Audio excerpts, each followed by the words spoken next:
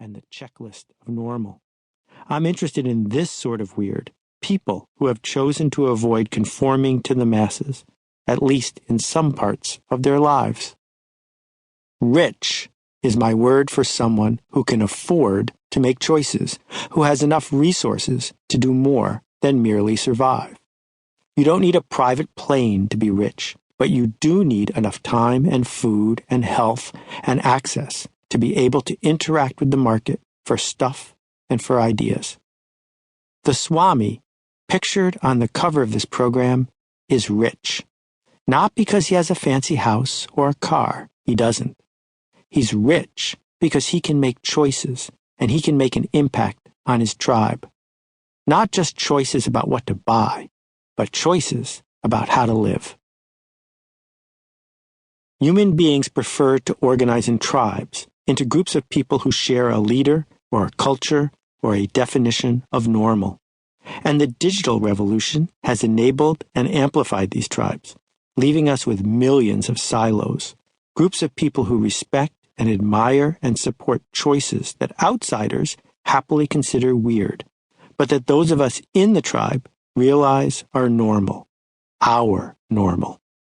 My argument is that the choice to push all of us toward a universal normal merely to help sell more junk to the masses is both inefficient and wrong.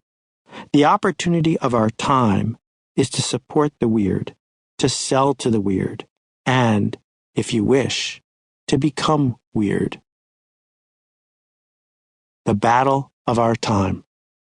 It's not between men and women, or the left and the right, or even between the Yankees and the Red Sox.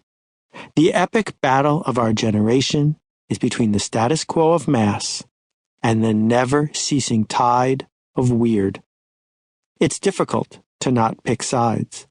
Either you'll want to spend your time and effort betting on mass and the status quo and trying to earn your spot in this crowded mob, or you'll abandon that quest and realize that there are better opportunities and more growth if you market to and lead the weird. 2 decisions you'll need to make within the hour. 1. Do you want to create for and market to and embrace the fast increasing population that isn't normal? In other words, which side are you on? Fighting for the status quo or rooting for the weird? And number 2, are you confident enough to encourage people to do what's right and useful and joyful, as opposed to what the system has always told them they have to do? Should we make our own choices and let others make theirs? Part 1. Capitalism, Industry, and the Power of Mass, and its inevitable decline. It's not an accident that our instincts, expectations, and biases are organized around honoring the masses. We shun the outliers, train students to conform, and reward companies that create historically efficient mass market products. The mass market redefines normal.